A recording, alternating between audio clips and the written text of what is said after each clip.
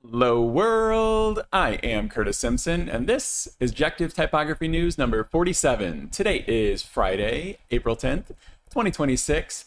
Per usual, I have plenty of typography news to get into today. 6 new releases, 2 deep dives, and today is the start of FontStand 2026 in Berlin. So if you are not in Berlin enjoying FontStand, welcome. This is, a pale consolation, but if you are at FontStand, welcome to the replay. Enjoy. I am going to hop right into it, but first I just want to say a thank you to Ali from CocijoType. I am going to go ahead and switch my screen here. What happened? One second, gotta get my notes out of the way here. Are we on the screen? Okay. I had a meeting, a conversation. It was pretty casual, much like this stream right now. I had a conversation with Ali from CocijoType. I had mentioned CocijoType a few weeks ago, maybe more than a month ago now, because they had partnered with, hired Doug Wilson over at Type Advisor, whom we previously met with and had a conversation about that new endeavor. And I thought it would be fun to follow up and talk to CocijoType and see what that experience was like. Because I had talked to Doug at the outset before there were any clients, like day one, talked to him. And it was really cool to hear from one of his clients. So I didn't link Type Advisor in the description or anything, but typeadvisor.com, Doug Wilson, you've heard me mention him and that before. But I just wanted to say thanks to Ali. I had a really fun conversation with him. We didn't record it or anything. It was pretty casual. But these are some of the typefaces that CocijoType has put out. I think we looked at these once on the channel, but he has experience at Dalton Maag. He worked there. He studied at multiple different schools. A very international type foundry, but they are based in but they are a Mexican type foundry. And I'm stopped on this typeface right here because this is one of the things that stood out to me the most.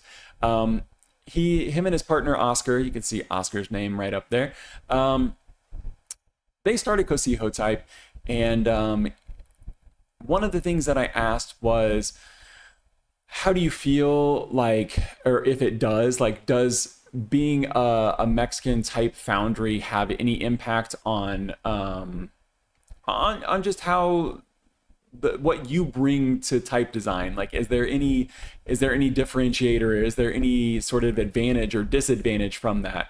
And we acknowledge that a lot of type design is very European centric.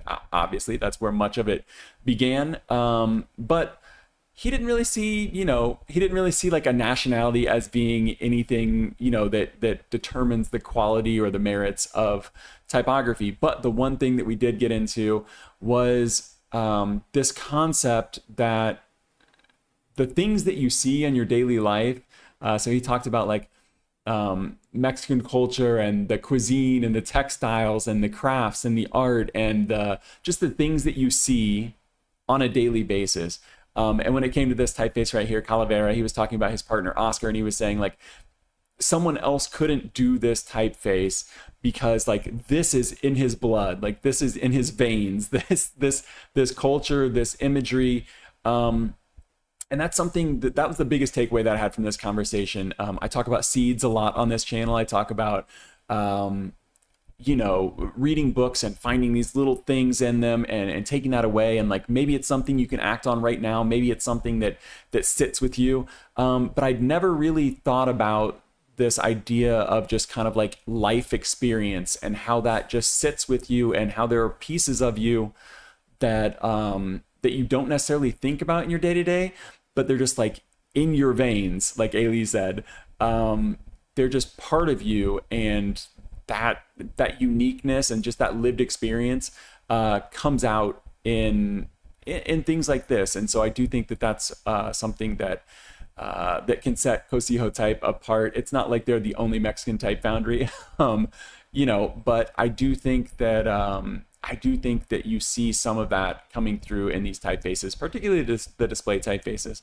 But the other thing that I would like to point out here is that they are making the push. One of the reasons that they're working with Type Advisor, they're working with Doug Wilson, is to make the push from retail into more custom type design for companies. So if that's something you're looking for, this is not an advertisement. This is not sponsored, but I really I could feel the enthusiasm and the passion for type design when in that conversation that I had with CocijoType.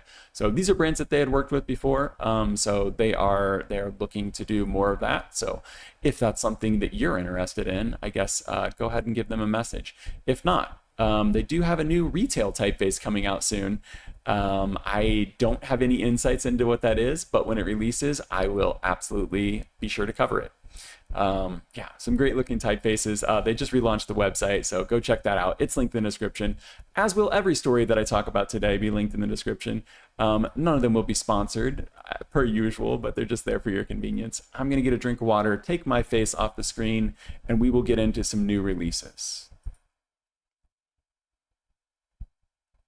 This first new release is from CocijoType. It is called Diplomat. This is pretty cool. I don't like that when you scroll it immediately like zooms away from that, but it's fine. That has nothing to do with the typeface. So this typeface right here, first of all, I like this website. I'm just going to slow scroll through this website so you can get a vibe check on this. Here's the typeface right here. Man, I tried to scroll right there. Here's the typeface right here. It's coming in 4 weights plus italics, and then it's actually got a monospace too. That's important because this was inspired by this source material right here, Documenta A, or Documenta 5 from 1972. That monospace typeface that's used on the spine there is what was used to inspire this. And you can see it at the bottom of this book cover as well, zoomed in right there. It's IBM Diplomat, a monospace typeface that this was inspired by. I apologize. It's Friday. We're going to call this Casual Friday if I feel a little bit off today. We're going to come back to this image in just a second, but I want to slow scroll through this and let you kind of see it because I think that you're going to get that typewriter vibe, that monospace vibe, but they turn this into a proportional typeface. So that's what I think is cool. So I have no idea what the Documenta 5 is. I have no idea what Documenta 13 is. That's going to be something to dive into during the deep dive, get a little more history and stuff on it. But I'm going to pause right here so you can see the regular, italic, and the monospaced all together. So like I said, there are 4 different weights for regular, and then you've got italics for each one of those weights. And then they brought back the monospace too. So just 1 weight, just regular weight on the monospace. That makes sense. You know, if you were using a typewriter, if it was like if this is the true monospace typewriter style typeface, it makes sense that there would only be 1 weight for that. But I wouldn't be surprised if someday that's expanded, if this becomes popular. But you're probably getting vibes of like a Clarendon here, and that is very much intended. We'll go back up to the top here in a second, and you'll get a little more insight into that. But this was originally created. In 19. I apologize. The inspiration from 1972. Let's go back up to the top.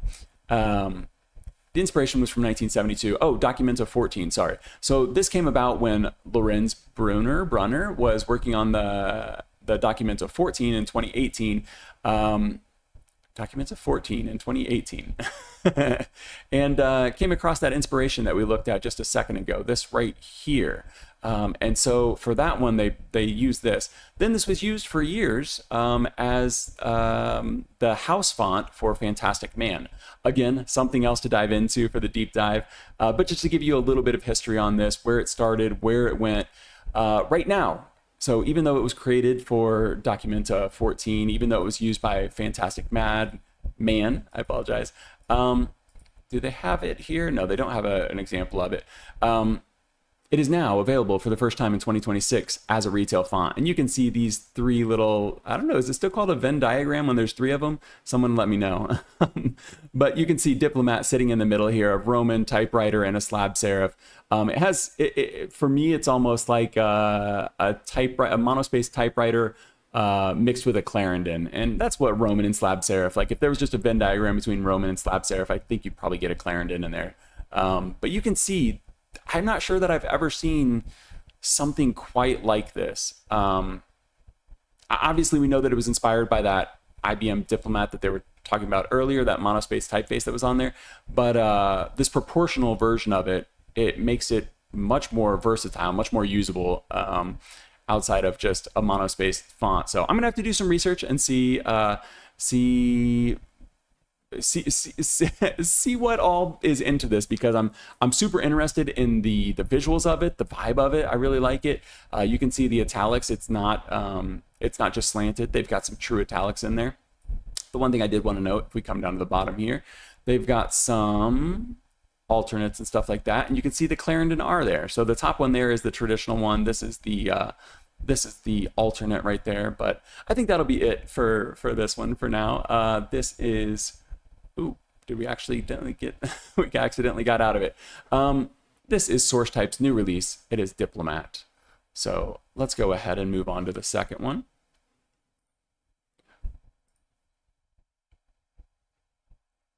Our second new release today is Puffery from Shinntype. As far as I know, this typeface is only available from, oh, we can't zoom in more. This typeface is only available from I Love Typography right now. I do know that Shinntype has some typefaces available on Adobe fonts, so maybe one day this will end up there. You can probably tell what this is. It's black letter, it's Fraktur. But what is different about this? Well, if we zoom down right here, I've got all of the capitals. I think we can zoom in on this. We can also make the text a little bigger. Let's get A to Z on there. So I went ahead and typed A to Z on here rather than the quick brown fox. And the concept with this one is that traditional black letter, especially Fraktur capitals, can be difficult to read in modern times. We don't read these all the time. We read best what we read most, and we do not read black letter anymore. We're not in 1800s Germany. You can see these are the traditional Fraktur. They are included, Puffery vintage capitals. But what Puffery does is it combines almost a Romanized version of black letter for the capitals. And you can tell, even just looking at these two right here, how much more legible that is. And if we come up here, you can see the specimen over here on the right. Let's see if we can make this bigger. Let's go ahead and delete all this. We're going to find out. Nope. Let's try to do this bigger right here. 3840. Nope. Okay, I apologize. I didn't test that out. But you can see here on the right where he's got capitals written, the capital letters. On the right, on the left here is the new version. On the right is the traditional, the vintage as he's calling them. And you can see, it's not impossible to read either one of them, but it definitely feels more natural to read the HE on there. If we look at the H here, that's very Roman. If we look at this one, that's the traditional Fraktur. So this is a quick one to look at, Shinntype, Puffery. And, I think that's the most unique thing about it. It looks nice. There's not much to look at here. The lowercase looks pretty traditional. It looks nice. Lowercase and figures are common to both typefaces, it says. But yeah, so let's see how much the family is on this one. Full family, $39. You get what you get. That looks pretty solid. So if you needed a Fraktur black letter, but you wanted it to be a little bit easier to read for your audience, Puffery by Shinntype. Let's get into the third one here. I'm going to get a drink of water. This is Unifora by Ivy Foundry, and I'm actually going to pull up the Blue Sky announcement because I think there's a really good breakdown on Blue Sky. So this is the website right here. You can go through, you can see this insane amount of styles, 135 styles packed into a single variable font. Don't worry, they do break it down into 5 subfamilies that have 2 axes rather than 2 axes. I apologize. Rather than one font with 135 styles and 3 axes. Let's go ahead and look at this on here on Blue Sky. So I'm going to zoom in on this a little bit. Hopefully this will all make sense. That looks okay. So this is Unifora. You can see they're basically stacking all of the, not all of them, but a bunch of them with the retalics going left. So this has italics, retalics, and Roman, 5 widths, 9 weights. And the interesting thing about this, maybe you can pick it up, it's unidwidth. So you see how all of the letters, all the letters stack on top of each other very nicely. They all stay inside of that box. Obviously, italics and retalics are going to go outside of those M squares. They're going to have their own, but each one of the italic and retalics, I think, should stay inside of their squares. So let's go ahead and view the full thread here. We're going to go through this quick because I am hopeful we can do a deep dive on this. I did reach out to them to request a review license, but just in case, I'm going to scroll through this real quick. And you can see what's going on. There's condensed, narrow, standard, semi-expanded, and expanded five subfamilies like we saw.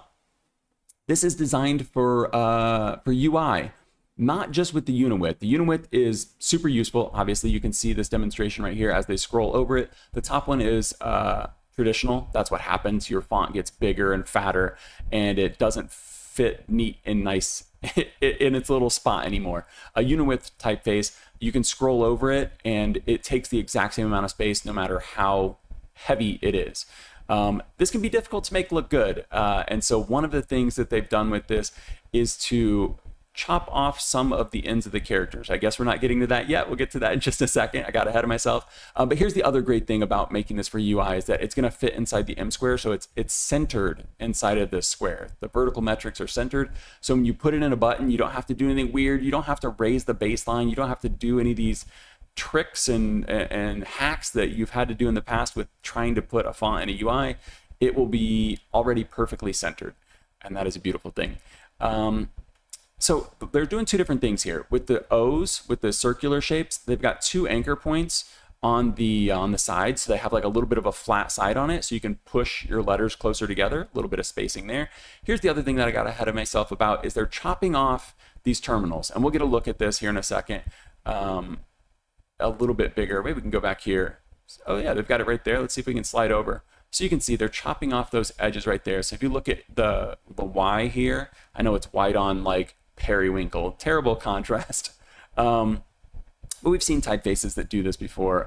It makes it much easier to push your type closer together. But when you have that really heavy weight, like if we go back up here to the demonstration, when you have that really heavy weight, let's just get to it down here like that, it's really easy for your letters to smash into each other. So if you've got those terminals kind of chopped off on the left and right of it, then you don't have quite as many problems when the letters are trying to push into each other. It's got italics, retalics. I've said this before. I do not know what people use retalics or like the inverse italics for. If I hear back from Ivy Foundry about the review license, I will ask them since we're talking about that typeface and try to get an answer as to what anybody would ever do with those other than some fun motion font stuff with it. You can see it's got square or circular punctuation on there, and there should be some more replies to this. And it's got legibility stuff. So this is just, I think we've seen enough here to go through, but you can see this giant list of alternates and legibility features. This really does seem like a workhorse typeface. The one thing that I will end up complaining about if we do a deep dive is that this has paid trials. So that's why I say I'm not sure if we're going to get a review license on this, but the trials are paid. One thing you can do though, and this is linked in the description, you can click on the code pen link that's in the description, and can we make this font bigger? Yeah, let's make it as big as we can. And you can test all this out. So you can do all of the features like you would typically do in Affinity or in Adobe, and you can mess with the sliders. You've got the weight, the width, and the slant all built into this right here. So it looks really smooth, and this is the web font. So it's very impressive this is working, but to do like a real deep dive review for you guys, I can't just be on this screen. So that is Unifora. I might have said Uniforma before, but it is Unifora from Ivy Foundry. Let's get on to the 4th one here.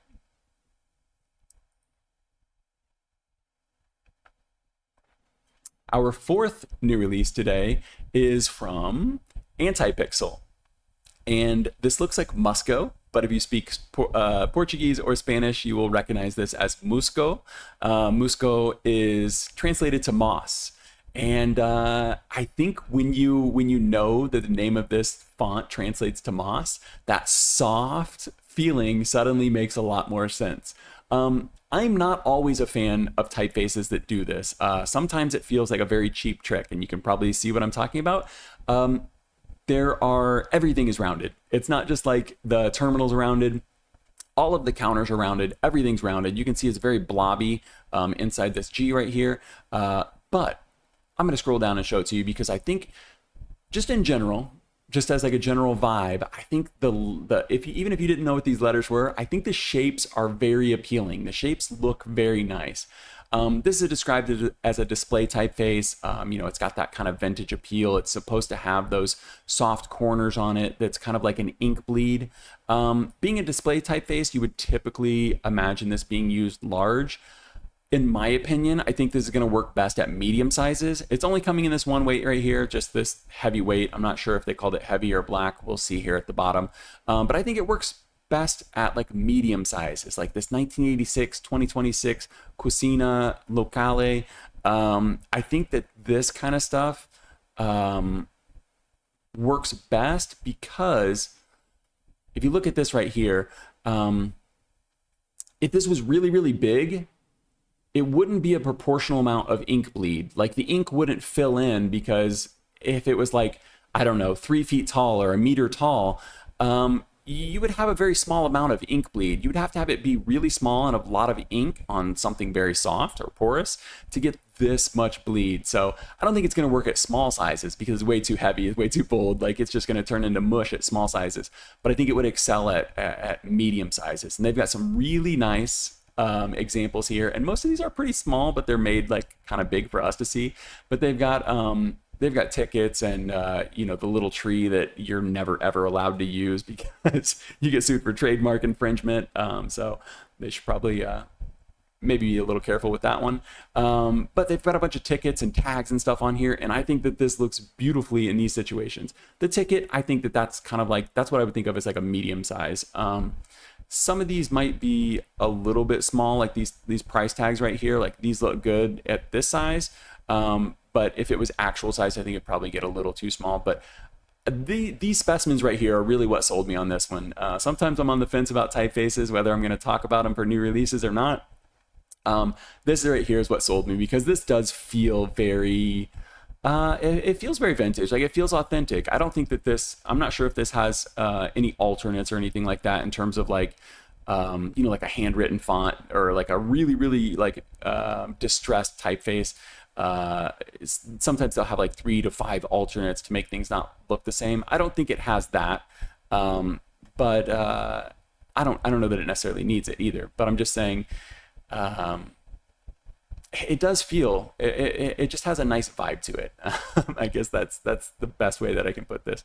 And you can see it's got a few features on it. I do have a glyph count for you, 651 glyphs on this one.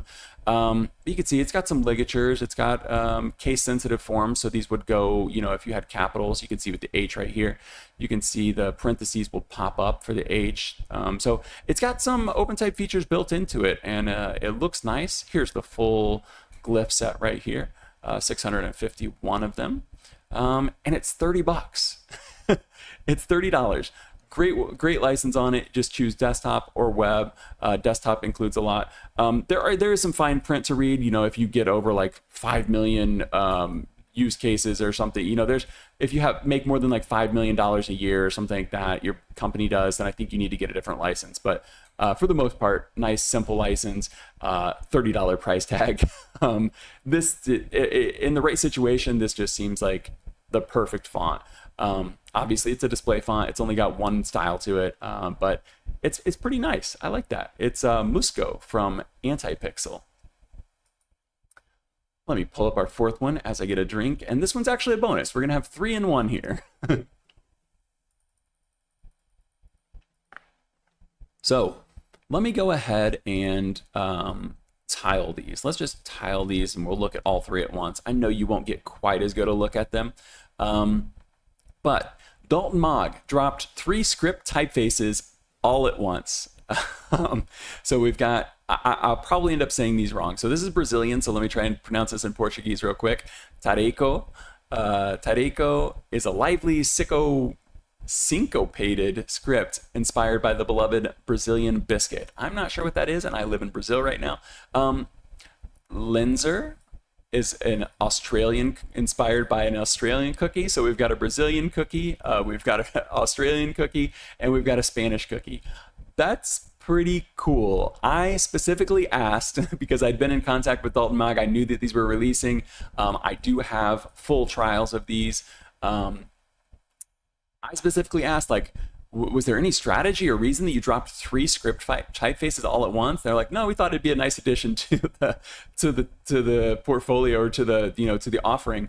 It makes much more sense when they're all named after cookies. The inspiration and stuff here, it's very obvious that there was some strategy and some planning behind this. This is another one. I do have these. I'm not sure if I'll do a deep dive on these or not, but man, that looks nice right there. That script, typically you would almost never do a script in all caps. Let's untile these. Let me get out of this so we can start looking at these individually. Did we just tile them? Okay, we got out. Typically, you would never ever use a script typeface in all caps, but look at this. Ooh, that's even live right there. Wow, all of this is live. Look at that. These aren't pictures. This is actually the web font. That's pretty impressive. So Baunilha, that's vanilla. So these really do look sign painted, and in all caps like that, that's pretty interesting. Yeah, we probably will have to do a deep dive on these. I don't say that like begrudgingly. It's just kind of like script typefaces typically don't get me too excited. But it might be cool to look at these as a trio, do a deep dive on all 3 of them since they all released at once. The other thing is, like, I don't know, it feels kind of like an advertisement or something if I'm doing 3 deep dives on the same foundry. This one's not loading. I'm not sure what's going on there.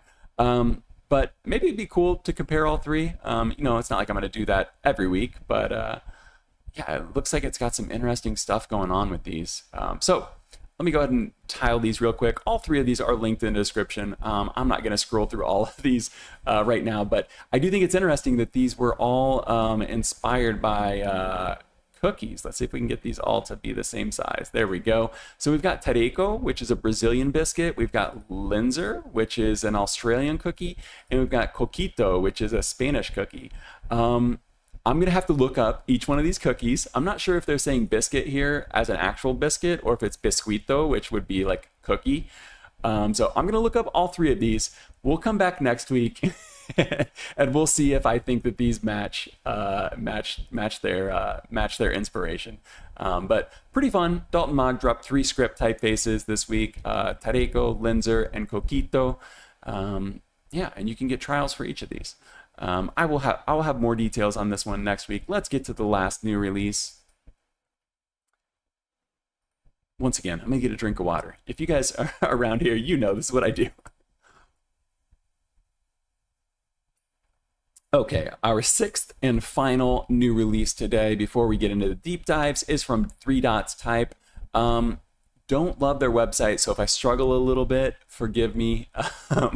This typeface is called Patyk, I think. No, it's Patyk. Harry Potter. It's Patyk. I'm going to go to the story one because they've got a little bit of a story here, and this one's pretty cool. I'm going to pop open some other stuff in the background so that it loads and it'll be ready for me. Patyk from Threedotstype. It's got a really cool backstory that you wouldn't necessarily think.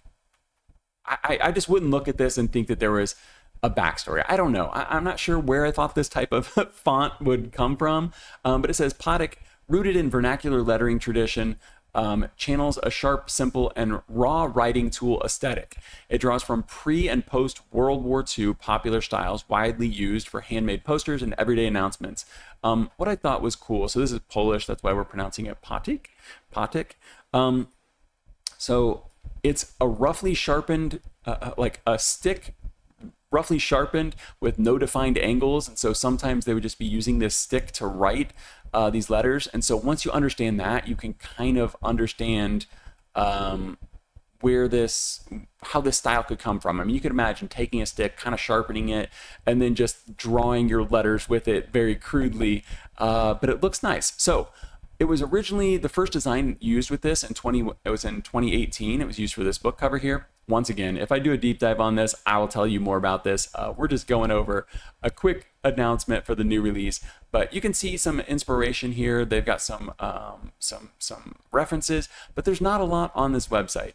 What I think is more interesting is, one, their Instagram, because they recently published or posted this right here, which has another book that was published with this, and this was just published this week, no, March 15th. So this was published about a month ago. So the typeface just came out, but this book was published about a week ago, or a month ago, I apologize. But the best specimens for this are on fonts in use. Maybe I'm behind. Maybe this actually released last month, and I'm just now catching up to it. But nevertheless, it's still nice. Type moves slow. If it released in March, I'm okay with that. Like I said, casual Friday. So this is fonts in use. Great resource if you don't know. I'm sure if you're watching this channel, you do. But you can see the actual typeface. Let's zoom in as much as possible on this. You can see the typeface in use right there from Threedotstype. This is Patyk. And it's being used for the headlines throughout the book, and it looks very nice in there. That's not Patyk right there. Neither is that, but that right there is. And I think that it works perfectly for what it was designed for. Like they said, this was used in posters around World War II. It feels very much of that time, but it works great in this book right here. So that is going to be the last one, the last new release. Let's get back to it. This one was from Threedotstype, and it is Patyk. Yeah, I don't think there's like a lot more to say about it. I think once you see it, you get the vibe, you get what it is. I think the history that they gave is brief but interesting. And they do have trials, so you can test this out yourself. The one thing that they do have on this is an alternate Y that I noticed, and they have a crossbar through it. I'm not going to pull up the PDF specimen right now, but that is the one like different thing that you're not seeing that you would get. But it looks pretty cool. You can imagine how this would be written with a calligraphic pen, even if that wasn't the intention. Yeah, it also includes variable, so I apologize. I'm not quite done. Six weights on this, and it is variable. 387 glyph count, 8 open type features. That's in the trial. I'm not sure if there might be more in the full font. But okay, let's really move on now. That was Threedotstype Patyk. Let's get into some deep dives because we have a lot to talk about with these. We have looked at this. This is the third time now that I brought this up because I gave a preview last time and then we announced it. But this is at Glacier from Arillatype, Arillatype Studio. I'm going to scroll through this super fast. We've seen this before. We're going to basically hop straight into Affinity with this one. I just want to give everyone a nice vibe check, show you the original specimens so you can see what their intended look and marketing material is for this. And then I'm going to go in and show you a big old deep dive. We looked at all of this before, so let's go ahead and move on. That is the thumbnail. So at Glacier, here we are. I've got some details over here on the left for you. Let me go ahead and tab into this and I'll get to these. Arillatype, this is designed by Omar Cariega. Hopefully I'm saying that right. Just one style on this one. Maybe we'll see more later, maybe we won't. Obviously, when there's one style, it's going to be static. 1,051 glyphs, 36 open type features. You can purchase this from the Foundry. It has a limited trial, so as you can see up here on the right, this is a review license that I'm using. I requested and received a review license from Arillatype. I can only use this to do reviews. Can't use it for anything personal or commercial. But the reason that you need that I needed the review license for this is because this has so many so many alternates and stylistic sets that you don't get in the limited trial. So if you want to download the trial, go ahead, but you're not going to get all of the cool stuff that I'm about to show you. So lucky for you, I can show it to you all now, and then you can make a better decision, I guess. 50 euros, all inclusive, literally all inclusive. You pay 50 bucks or 50 euros. You use it for whatever you want. You use it for web, desktop apps, all inclusive. Great, simple license. Love that. Let's go ahead and tab back out of this, and let's get into some details here. So at Glacier, Arillatype, let's go through. It's one, like I said, one weight. There's no weights to go through, no variable axis. Let's go ahead and go through the A to Z, and you can get an idea of what the basic font looks like. So as we can see, the terminals are ending with the stroke right there, so they're a little bit open. You can see it on the G there. I've got some glyphs turned green on here that I'm going to show you the alternates for these, but I had to do a whole other page full of alternates because there's just so much to get into. So right now, it's a pretty typical, except this ampersand right here. We'll get back to that. Pretty typical. I don't know. It sits somewhere between like a geometric and a neo-grotesque. Probably more neo-grotesque than geometric, but there are some letters that are very circular, in my opinion. We've got that very unique A right there. I don't think that fits neatly into any category, but the B, C, D, E, you can see the neo-grotesque influences, but then you come to this E, and it feels very, very geometric. So that's why I say it kind of sits in that middle ground.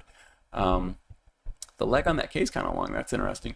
But yeah, so all of this feels pretty traditional, pretty normal, and that's great for I don't know this will be a workhorse typeface. Like I said, there's no italics, there's no other weights, nothing like that, so you're not going to be able to even do like a bold on it.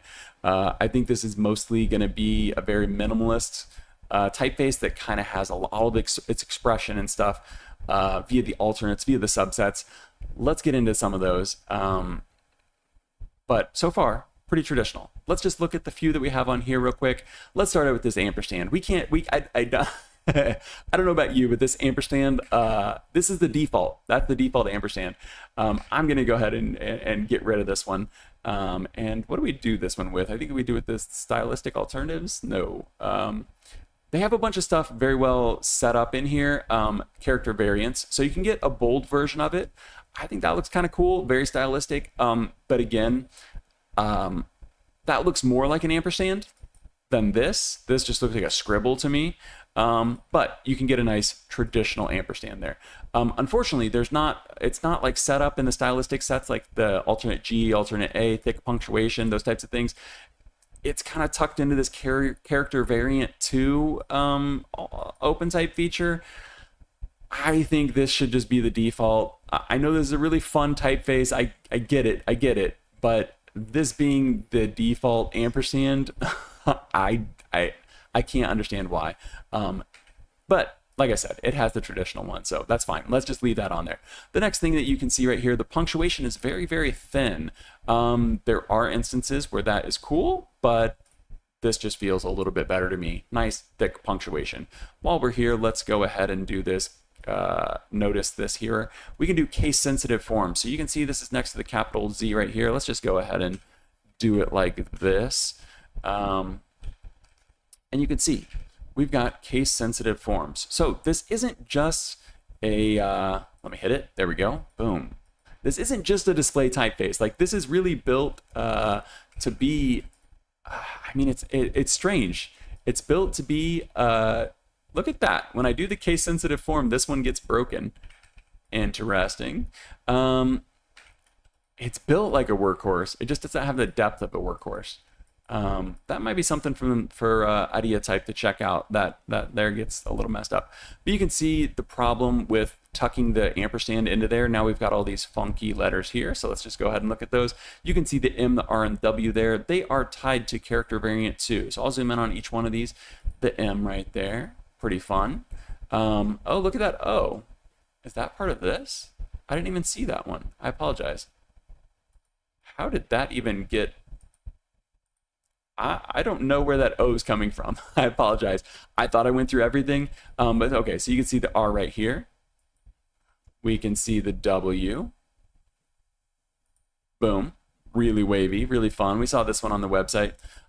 Character variants 1. So we can see W, it's basically like a double V, you know, the crossing W. Pretty cool. We've got this R here that's more like a geometric sans serif. You know, a lot of times those will hit that point there. And then we've got this M. Out of context, I think this M would be pretty difficult to read. In context, maybe it'd be fine. If you knew what the rest of the word was, like if this was like, you would probably be able to understand, you know, the rest of this. Yeah. But a lot of, you know, these are display, they're alternates. This isn't what you're not stuck with this. So those are those three letters. Now we've got the A and the G right here. Let me go ahead and get these for you. These ones here are labeled, so these are much easier to do. Alternate A, much more traditional. And then you've got an alternate G, which gets rid of the beard on it. So that's nice too. I think you could combine these with a lot of stuff we're going to look at down here. So like I said, I had to do a whole other page. There are very specific style sets here. There's italic set, folk set, avant set, and loop set. And I've already got these turned on for you, but I'll turn them off and turn them back on. You get the I, L, O, and T here, and you can see what it's doing. It's turning them from Roman to italic. I don't know why there's only a few letters that are italic. Maybe we could get a full family in italic at some point. But for now, if you wanted to swap out these 4 letters specifically, you could do that with the italic set.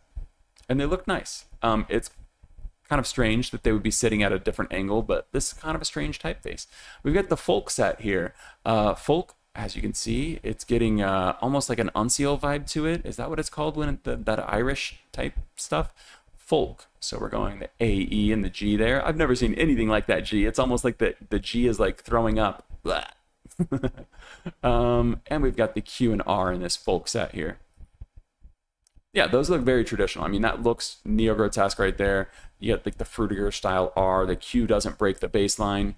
And then you go to this one here. We've seen Qs like this before, but you know, it's pretty loopy. It's a pretty characterful loop tail on that Q, and then obviously the R. The R though matches that R matches some other things that we looked at up here with these characters. So this is what I'm saying. Like you could really mix and match this. Yeah. Oh no, the R there is kind of separate. So you've got the R with the straight leg, or you got the R with like the the Swiss leg. Interesting. So that's the folk set. The avant set, this was one thing that I noted when we first looked at this. I was like, oh, that A kind of looks like an avant-garde A. And that's exactly what it is. And it's labeled as such. So we've got the traditional one, or we've got the avant one. This would be great, if you were doing that like avant-garde. Let's see if we can type it out. Oh, we wouldn't want it on that one. But yeah, so you wouldn't want it on this one for sure. Get rid of that. But if you did want to do something, oh yeah, you can't really do it with the V though, can you? Yeah, it doesn't really work out that well. But if you wanted to, you wanted to stick a couple letters real close together like this, you could do that. Let's go ahead and fix all of this before I make too much of a mess. But you probably recognize this M shape from avant-garde. The R, yeah, the R matches avant-garde. Yeah, it's much more of an avant-garde R than it is a Futura R. I'm not sure if I said Futura earlier. The W, I wasn't sure. Yeah. So you could do like the W, yeah, you could do like a W, M real tight together. The avant-garde, there was a joke back in the day that avant-garde only looked good when you wrote the word avant-garde. And I think that you're going to have a similar situation here where unseal is Roman, not Celt in origin. Oh, okay. Thank you, Daryl. Daryl was talking about me talking about the folk earlier. I appreciate the correction. Okay. Onto the loop set. So the loop set is exactly what it sounds like. It's putting some loops in the characters. So we've got the traditional A there. This one almost looks like some kind of strange lowercase a. Interesting though. We've got the E. You can very clearly see the loop in that E. We've got an M, and at first glance, I was like, oh, isn't that the same M we saw earlier? Nope. This one here is much tighter. I think this one's much more usable, but that's a nice thing about these types of fonts that have lots of alternates. You can really, really mix and match these. I'm not sure, I apologize, I know I'm kind of zooming around. I'm not sure what I did to get this O right here. I don't know what I have turned on there. I can try to turn off everything real quick and we can figure it out. I'm not sure that it's that important. But nothing I'm turning on or off. Oh, I've got stylistic alternatives. That's what it is. Okay, so we've got a nice wide O there. I didn't have that one green, but that's fun. You've probably seen that wide O before, and you can always manually do that. But I think the point that I'm trying to get at here is that you can combine all of these crazy characters with a pretty sober typeface otherwise. I mean, aside from that ampersand, this is a pretty sober, neo-grotesque typeface that you could pass off in most situations. Maybe change the A. That's pretty characterful. Like if we get rid of the A right there, you've got a pretty basic typeface right here. And I think that'd be great for subheads or taglines and stuff on a very characterful logo built out of all these characters. And with this all-inclusive license, you can really, really do some fun stuff. I did not have time to typeset a bunch of different stuff with this, but we can test out a couple of them here in a second. But look at all of these ligatures that are created. They've got the uppercase ligatures and the lowercase ligatures. Look at this O right here. They've got like this lava lamp O, and they've got the kind of like the infinity. What would that be? Like a Chanel type of O there. They've got the OC, the OG. The OG is cool. You could use that just on your own.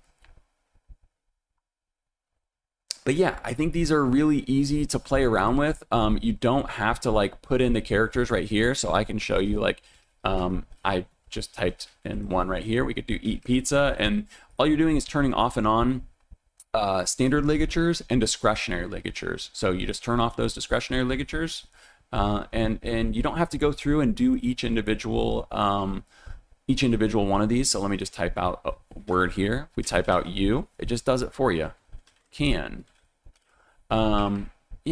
It's just going to do those for you. So it seems to be well developed, well engineered. I would love to see some more weights on this. I know with 1,000 and 1,051 glyphs, that would be, if you added 3 weights to it, you've suddenly got to make sure that 3,000 more characters work well together. I would love to see italics on this. If you got italics and just a bold weight, that's your minimum that you can kind of do a lot with. Regular, italic, bold, and hopefully bold italic. You can do a lot with that. So let me check my notes, make sure I didn't miss anything. Oh, it does have fractions. I know this doesn't matter to a lot of people, but I'm always, it doesn't matter how many times I see fractions done like this. Let's get the thick punctuation on there. Why is my thick punctuation not working? Maybe you got to turn it on before you do fractions. That's interesting. So there might be a few bumps in this one. So there's the thick punctuation right there. Let's turn on fractions. Nope. I guess fractions cannot have thick punctuation. RIP on that one. But yeah, there are definitely a few hiccups in this one, but I think that those could get sorted out. And then if you purchase it, you'd get the update. 50 euros for this typeface. I don't know. I mean, this seems like a perfect starter for a brand that wants to use that minimalist neo-grotesque style and wants to be able to throw together a logo. I think that that's really how they're positioning this. You can see all these little brand marks over here. With a great license, this would be great for a startup without a lot of cash that wants to do some pretty fun and unique things that you would really, you would need to spend more money to get this kind of stuff done than you would just be able to pull off with a competent graphic designer, typographer, and a nice typeface like this one. So at Glacier from Arillatype, designed by Omar Cadiega. Hopefully I'm saying your name right, Omar. I apologize if not. I think it's a nice typeface. Yeah, I think we've covered quite a bit on that one. Very nice. We're going to get into the next one. This next one is deep in a much different way. Oh, I apologize. It does have a bunch of symbols. You can see them. Okay, let's move on. I will get a drink of water and then we will get into IvyMazarin.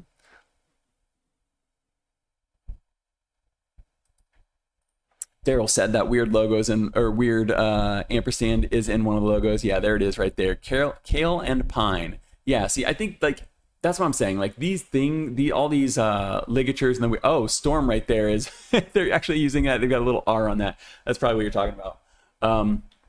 Yeah, that logo there. They're using the ampersand actually as the logo. That's funny. Yeah, I don't know where you would ever use that ampersand. It's so wild, and they're using it in Frost and Timber as well. Yeah, strange choice as the default. I think you switch it to the normal one, in my opinion. But it's a fun typeface. It's one that you wouldn't want to work with if you didn't know how to use OpenType features, but I think any competent designer is going to be able to figure those out. So our second deep dive and our final story of the day is IvyMazarin. Mazarin. It's French. Mazarin.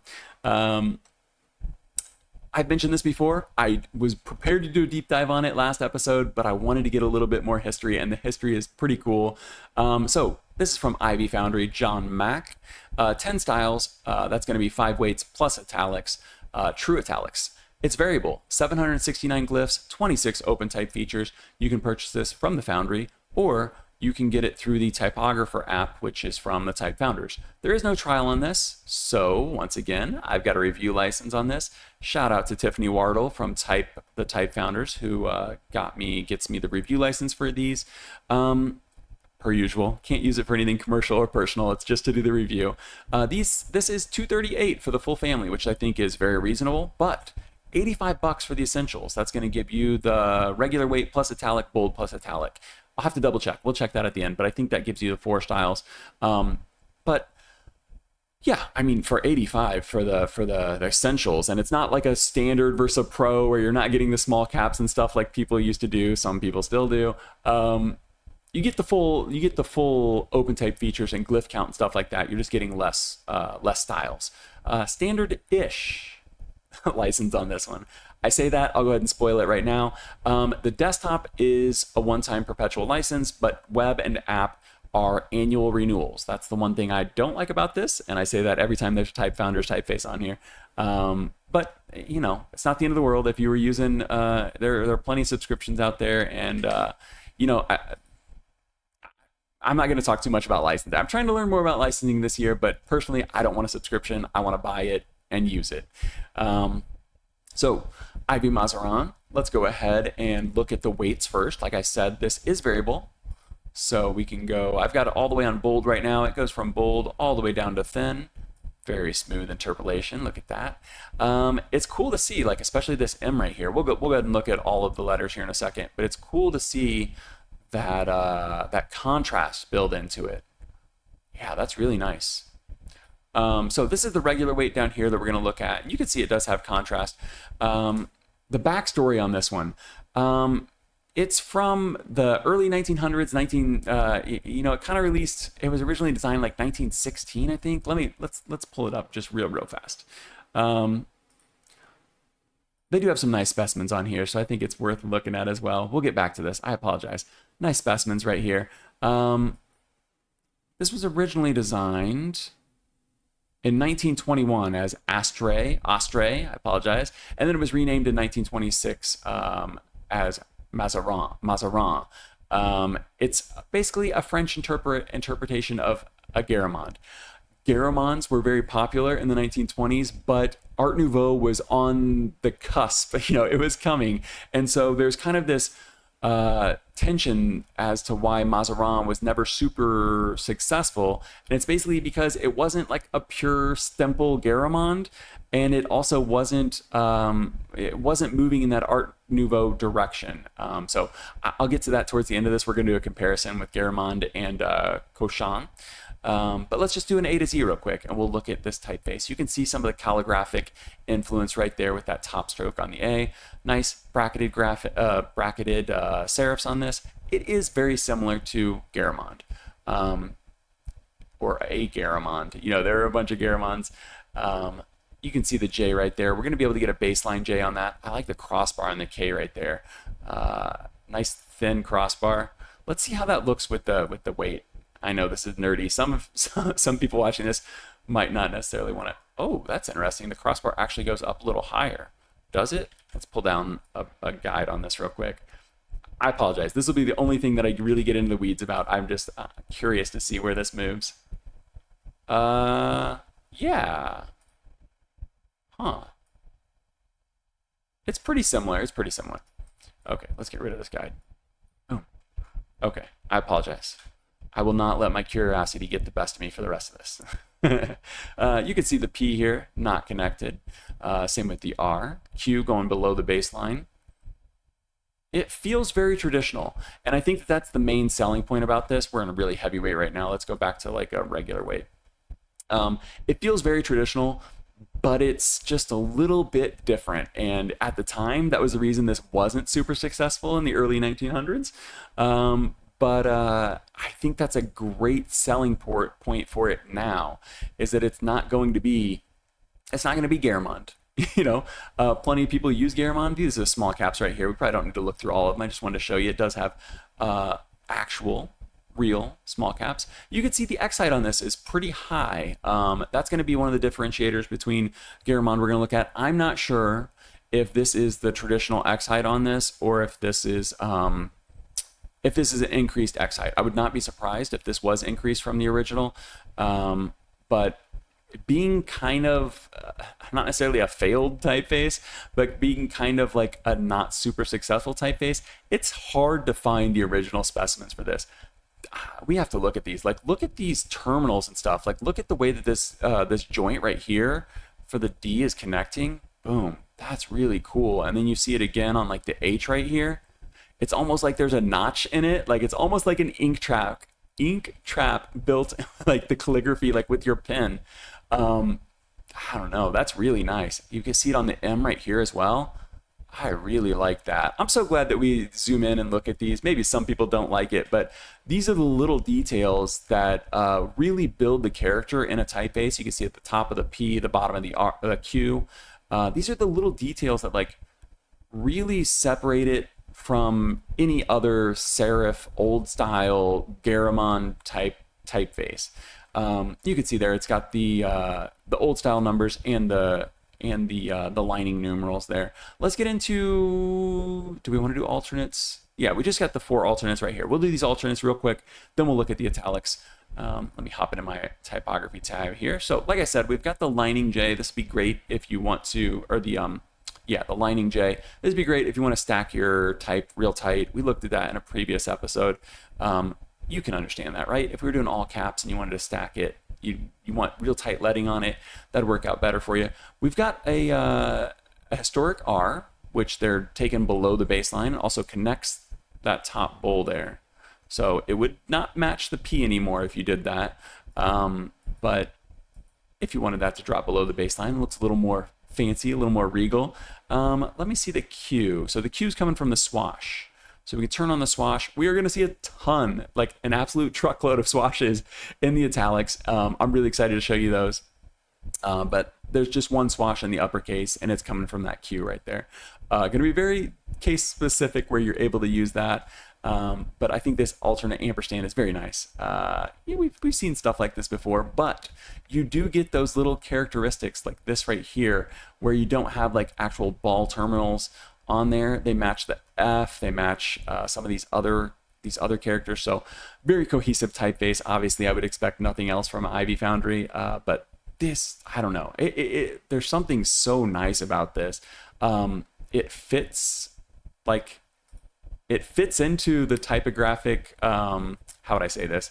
It fits into like type history. This doesn't feel like some crazy typeface, but it's got something just a little bit different to it.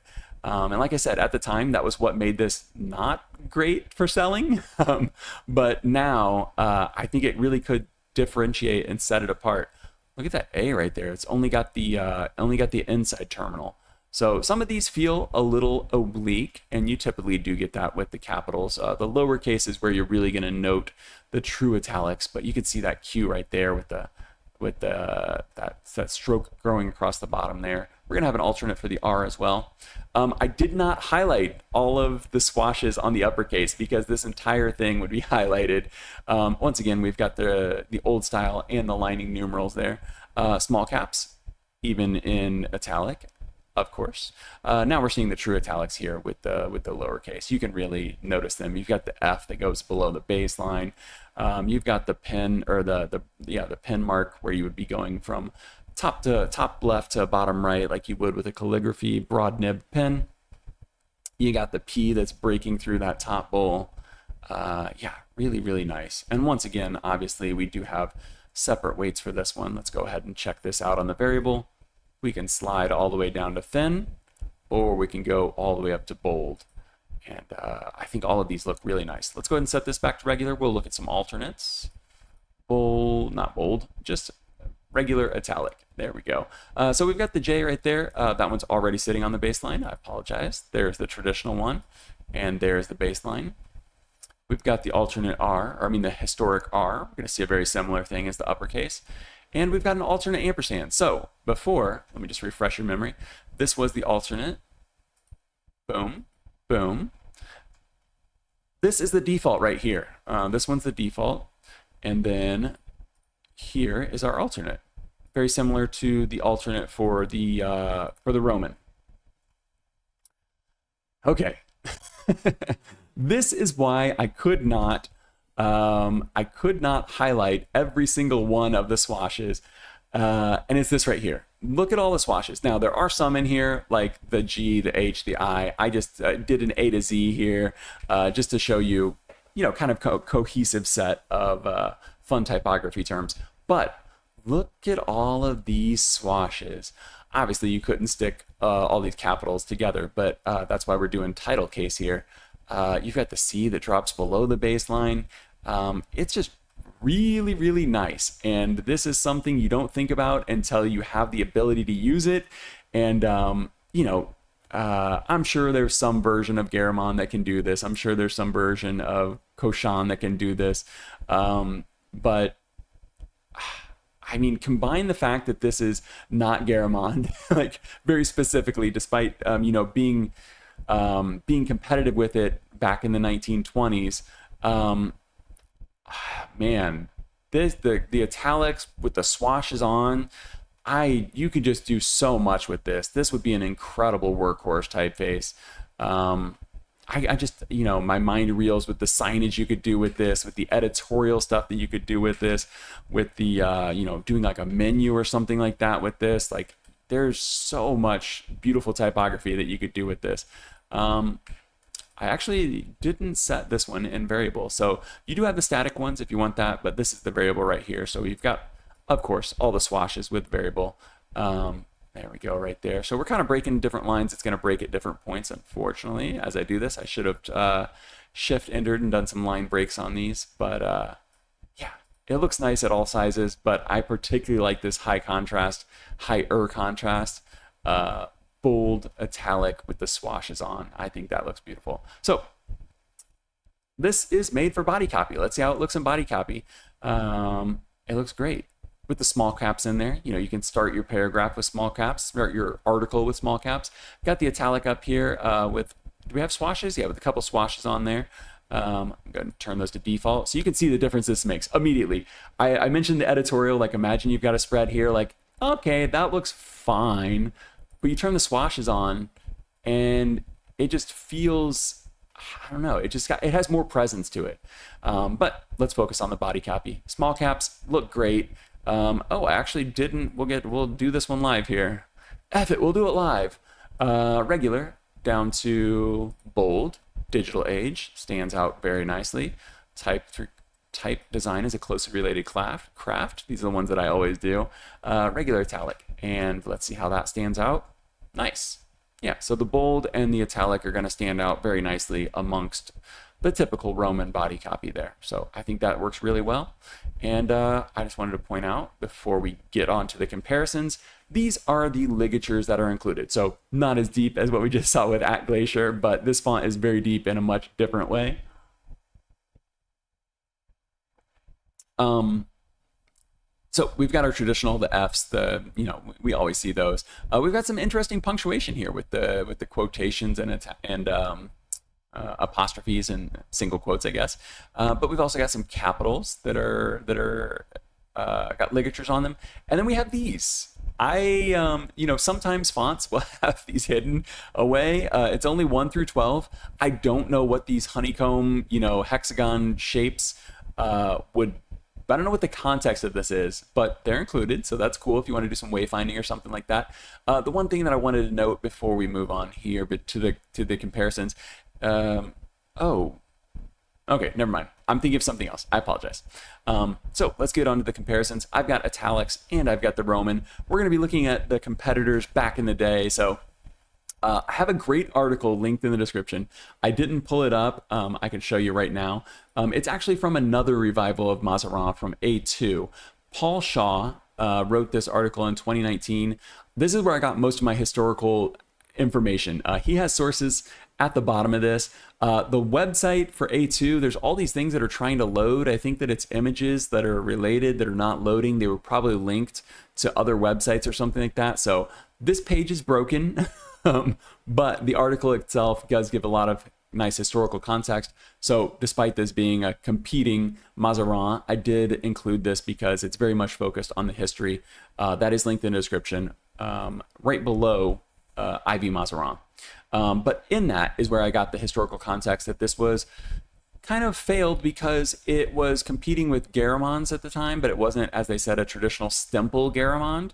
And then we're moving into Art Nouveau and stuff like that, and it's not competing with something that's got so much more character like Cochin, or if you're American, Cochin. But since we're saying Mazarin, we gotta say Cochin. But you can see it kind of sits in the middle of these. Everybody knows what Garamond looks like. It's an old style. It's got its own classification. It's a Garamond. It's a Gerald. But we can see, like I said, IvyMazarin has a much higher X height. You can see that. That's probably the thing that stands out the most when we look at these all side by side or top to bottom. But Daryl says it's a good one. I agree. So it kind of sits right in the middle of these. It's not going to be Garamond. It's not going to be this real traditional typeface that everyone knows and loves and has been used a billion times. But it's not going to have all of the character of Cochin. This is a nice typeface. Don't get me wrong. It's a very nice typeface. It has a lot of similarities to Silvertype, which is what I use for Typography News, which is one of my brand typefaces for objectives. So I really like these two styles, Garamond and Cochin, but IvyMazarin just kind of sits in the middle of those, and I think that is the big selling point. We saw all the features that it has, we saw all the swashes, everything you can do with it, but I think the thing that was its detriment 100 years ago is maybe its strongest feature today. And all of those little details, like these joints, and like the tops of the F and the C and the ampersand and things like that, all of those are so different from what you're going to get from these traditional old style typefaces that just have these typical terminals. And there's a place for those, obviously. You want to be period correct. But there's something almost magical about this font that wasn't successful 100 years ago, and now it is. And that was one of the things that I wanted to point out in here. There's a line in here that I found very, I don't know. Can we get a reader version of this? That would be beautiful if we could. No, yeah, we can. Okay, there we go. This paragraph right here, it says, the editor, so this is Paul Shaw's article about Mazarin, the history of it. The editor of the British Printer, upon seeing an advanced showing of Mazarin, declared, it is obviously difficult in the year 1926 to produce a typeface which strikes a fresh note, but this has undoubtedly been achieved. I just think that it's funny that I'm sitting here talking about Mazarin in 2026, and 100 years ago, they were doing the exact same thing, talking about a fresh take. Let's hope history doesn't repeat itself here, because I do think IvyMazarin could be an incredible workhorse typeface. And I think it would be a shame if we let 100 years of history repeat and say the same thing, 100 years from now. But I just thought it's funny that someone was reporting on this typeface 100 years ago, and here I am reporting on it in 2026. So like I said, this one has, I guess we could look at the italics real quick. But I'll go ahead and do this while we kind of stare at these italics. You can see it's a very similar thing. Higher X height, all of the features we just looked at. It's just not, it's not either one of these. It kind of sits in the middle. But it has a fine license on it. The one thing that doesn't work for me personally, that I don't love, is the annual renewal for the web license. But everything we just looked at, 10 styles, the variable, 769 glyphs, 26 open type features, all of these swashes, the swashes alone, geez, 238 for the full family on desktop. That's where we get our baseline. And if you could only shell out 85, you only wanted, the basic ones, just the Roman italic, bold, and bold italic, that's only 85. About $20 per font. So I think that's a great deal. I think both these typefaces that we looked at today are really good, for different places, obviously, different use cases. But I do think both of them could be excellent for branding in completely different ways. Daryl agrees with me here and says, yeah, not a fan of subscriptions. Yeah, so you'd be paying $238 for the family on desktop, and then I think you'd be paying the same per year for the web or the app license. It's something I will continue to to moan about. I don't know that anything will change, but we have seen some licenses change and stuff. And last episode Fernando was on here from oh my gosh, I'm sorry, Fernando, I forgot. We had one of the type designers on here from the Foundry that we were talking about the typeface, and he was, specifically saying like, we'll look at the video licensing because, I was complaining about it. It doesn't mean things will change, but I do think if you don't like something, show it with your, how do they say it? Say it with your wallet, something like that. Buy a typeface, pay for the license for a typeface that has the license that you like, because there are a lot of great typefaces out there, and if there's a bad license, there's no reason to get a typeface you're not going to be happy with. If you only need a desktop, this seems like a near perfect typeface. There's no perfect typeface, but like for the right person, this could be an incredibly amazing typeface with great value for 238 for the full family, or 85 for that basic version, the essentials version. Yeah. I guess that's going to be it, though, guys. This was Typography News number 47. Daryl, thanks for hanging out. Thanks for everyone else who is lurking. And thank you for everyone watching the replay. Have a good weekend. I'll be back on Monday. I have been Curtis Simpson. This was Typography News number 47. Bye. I can't find the button. Bye.